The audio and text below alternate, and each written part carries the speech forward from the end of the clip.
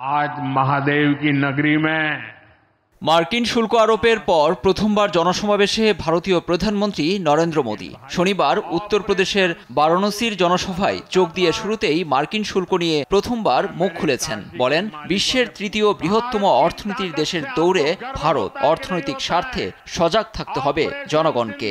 भारत भी दुनिया की तीसरी सबसे बड़ी अर्थव्यवस्था बनने जा रहा है,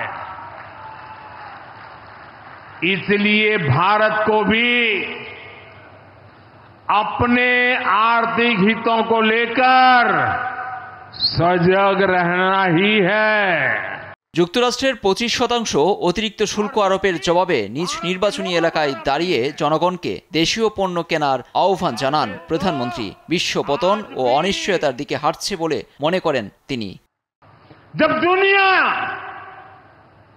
इस प्रकार से अस्थिरता के माहौल से गुजर रही है, तब हम भी, चाहे व्यापार हो, छोटी दुकान हो, कारोबार करते हो,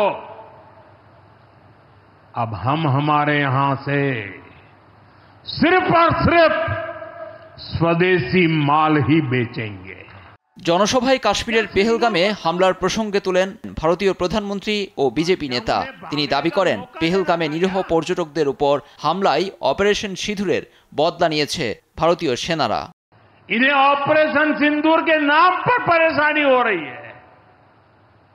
मैं इन लोगों को काशी की धरती से कहना चाहता हूं,